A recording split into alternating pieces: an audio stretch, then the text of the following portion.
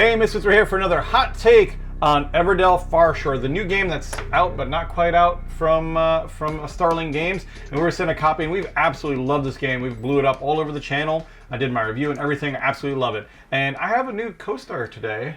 Hi, Kaydence. Kaydence, Misfit Kaydence. And I will do my best not to talk over her. It is very hard because I am very talky, but guess what? She talks as much as I do, so it works out well. And she's got a coffee too. And you're just like hyped. You were super stoked about this game. I did. I love the Everdell world. It's one of my husband's favorite games. Mm-hmm. And I think my favorite component is how cute and everything is, and the top-notch quality of all the components. So, and I mean, water's my element. I live here in Florida. I love the ocean, and finding out there's like a beach-themed Everdell with a lighthouse, and now the critters came out of the woods. Yeah. And they're going on seeing adventures. I know. Ironically, I live in Florida, but I hate the water. But yeah, I still love games about water. I don't do well. Can you even swim? Yeah, I can swim very well. Actually, I just don't enjoy doing it, but I swim very well. It's called You Have to Survive in Florida. That's like the rite of passage in Florida. They throw you in the water, and you either swim and you live, or you don't. You didn't know that? You guys, it didn't happen to you? That's how I learned to swim. I learned to swim in Yeah, you wrestle alligator when you're 5. It's also a rite of passage. Oh yeah, I do remember that. I mean, it is Florida. I mean. So we're talking about Everdell. I got off on my Florida kick over here, as I usually do. So I was saying in my review, and I was hoping it kind of came across because we demoed this a lot at Dice Tower East. Mm-hmm. How it was kind of like Everdell 1.5. It was basically kind of their base game. But I know, and a big thing is, of course, people get expansion fatigue, right? You see another expansion, and new people coming in, you're going to look at Everdell and go like, how many expansions do I have to get for this? I actually just talked about that with a viewer who saw the post I put with your Farshore on Dice Tower East, and then they were talking about how they'd wanted to play that game for years, but they didn't know where to start or which expansion to get, and it seemed a little overwhelming, and it was kind of expensive for a game they never played, and I was like, It's a great game, you definitely should get it, and just start with the base. Yeah. And then you can add to it. So I think that this game really took the base game. It has a lot of the same components, it has the same play style, but it took various mechanics from various expansions and kind of like tweaked them all so that you can play them at once without having to install different expansions. Yeah, and that's really what I loved about it too. It's like, if you've never played Everdell, and I've told this to people, just start here. I mean, especially if you're, like I said, if you've never played it, or even if you know about the game and have played it but just don't own like all of it, Yeah. Maybe have the first base game and even one expansion. Just get this and kind of move on, because you know where this is going. You're going to see another board here and another board here, right? With a bigger tower. Oh, you don't think it's just going to be a standalone? Oh, I would probably wager a lot of money. Follow the money. A lot of money that this is not the last Farshore product that we see, or at least this theming that we're going to see with this. There's going to be, I'm hoping they do like a boat theme, like there's islands and like a whole thing going on here and all that stuff. I'm really hoping. We didn't even finish that on the board here. Look how lazy we are today.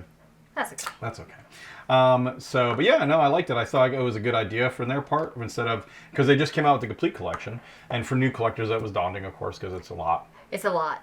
It's a lot of money and it's a lot of stuff, but for hardcore Everdell fans, it's like a no-brainer. It's like, okay, easily, because I think it was cheaper than buying, if you tried to buy all the expansions. I think it's like half the price or something yet.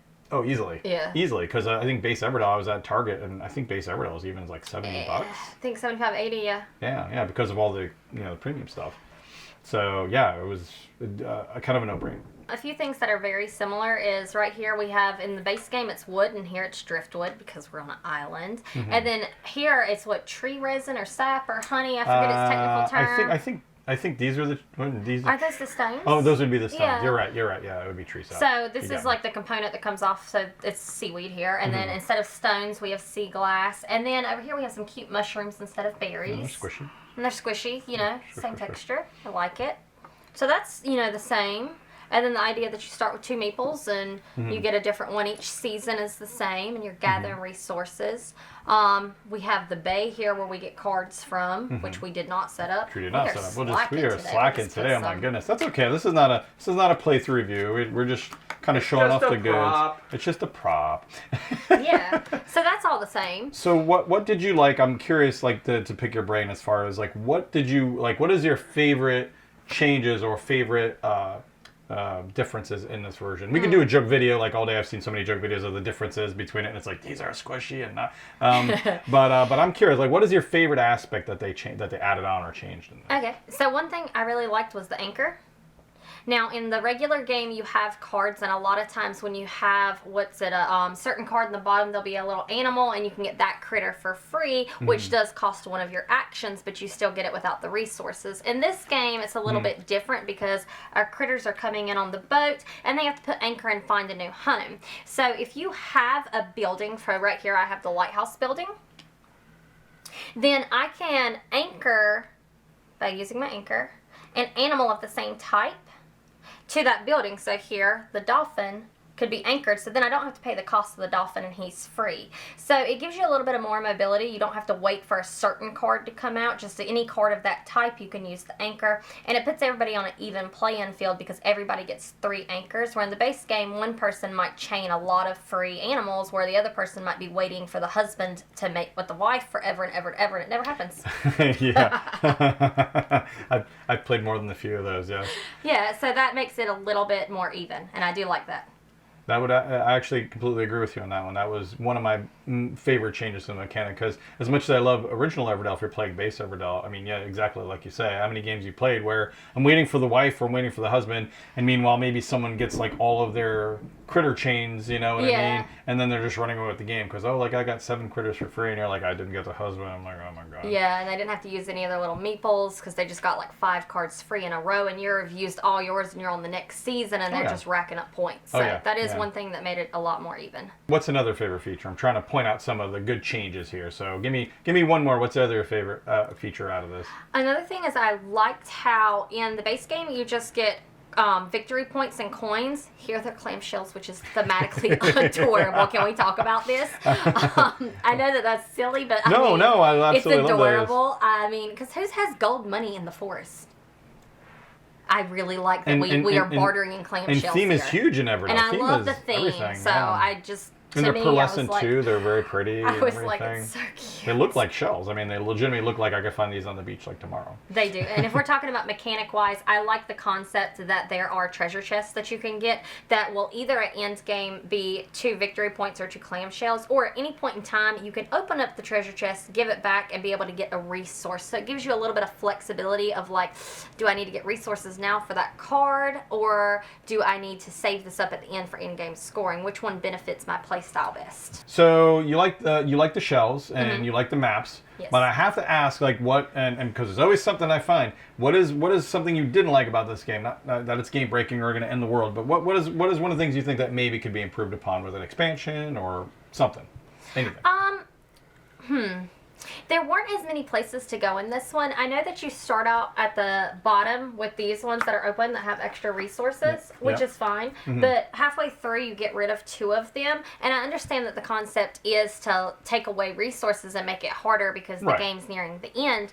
But if you've played Everdell before and you know that this is going to happen, you go ahead and bulk up on cards that give you resources in the beginning so that when it triggers the green, you have resources. So that didn't really hinder me, but I found that there was not enough room on the board. So at the end, we were all just going here to get as many of the tokens as we could get, and it felt like everybody had the same idea. Now, somebody who's new to Everdell might not know to do that, but players who have played Everdell know that resources are important and that this little green symbol is going to trigger, and so you won't have So you kind of have that same end. There's no end game, like all the end game kind of flows to the same. Yeah, it goes to one direction. Everybody's going to do the same thing, and then if you have a card where you discard for points, you're going to go there. Otherwise, you're coming here and trying to get as many extra victory points as you can. I like that, actually. Yeah, I did notice that. Yeah, and that's obviously something probably expansions will fix when you have more options, because obviously, but it was like kind of at the end of the base Everdell game, like everybody was, what were they doing? They were dumping trying to discard their cards to get to the end. Yeah, same kind of deal. And obviously, they'll have more stuff to do. But yeah, I totally feel that too. And I didn't think about it as much because probably because I'm thinking of expansions later on, and at least again it gave you a little bit more time to, like, I knew people who were behind in their boats and they're like at the end trying to race their boat around, but most people eventually kind of gravitated through that. So I totally get what you're saying. And then I have a minor qualm. Go ahead. Why do we have 2 birds? There's the puffin and what is he, a duck? The duck. Yeah, I will. Actually, let me get a duck here. Yes. And then we have a beaver. Are there saltwater beavers? I know that's a strange question, but I thought beavers were a freshwater animal. Are there saltwater beavers? I think they are a freshwater animal. That is a good question. So we're here on an island in an ocean, and I thought it was going to be like, I get that they want animals that can go both on land and sea, because that's why we have, the puffin and the, is he a crab or a lobster? It's a crab. Is a crab? He's Crab a crab. people. He's cute. He's my favorite. But the beaver, I wish he was an otter, but I understand the otters were in the Farshore one. Yeah. And then I don't know Maybe why. they're running out of animals. I Perhaps. just don't like that there's two birds. I would have liked another. Like another kind of something. like a jellyfish. See, I learned a new word last time. It was anthropomorphic. Not that I didn't know. I learned how to pronounce it. Would be better to say. So it's like I feel that even though they're beavers and they're not necessarily, they're like people. Yeah. So they're just they're just like a guy hanging from out. the east side or something. Coming over to the other coast. You know what I mean? gotcha. And just hanging out. But I kind of get what you're saying. They're probably trying to find animals that fit. But yeah, I'm surprised. Actually, I will say I'm surprised I don't have a seagull. Like I was. Yeah, I was- This is a puffin. I guess maybe they didn't want seagull hate in there because everybody hates seagulls. So maybe they didn't Do want they? that. Yeah, everybody hates seagulls. Have you not seen Scuttle's new song? No, I have not. Oh, you're in for a treat. Oh, okay. You'll like seagulls then. You have to show me. The only seagulls I remember was mine. Oh. Mine. So yeah, that's the seagull I remember.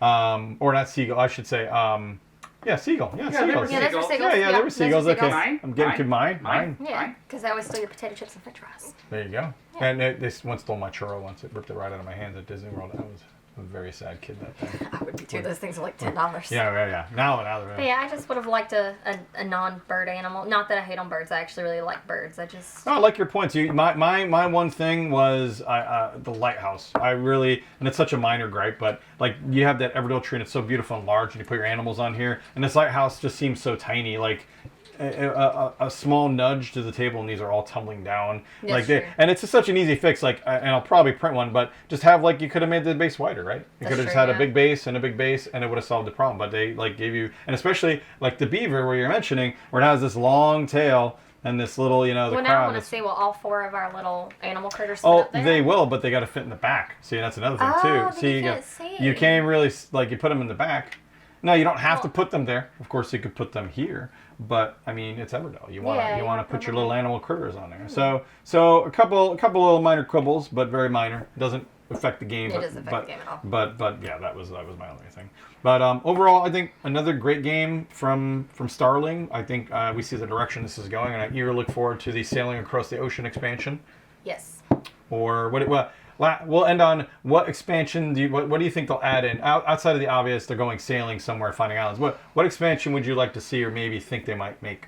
Well, I would like to find, in the Everdell forest, how they find another being lives in the forest. Oh, yeah. Yeah, I would love to find like a little, I don't know, a house or something somewhere where other animals live. Maybe they already have a little society. Maybe it's a different Everdell. Oh, maybe. Yeah. So like a Maybe like underwater. Ooh, Like yeah. dolphins and stuff. Oh. Yeah. I was thinking like King Triton? but you have to be an animal. He'd be Animal King Triton.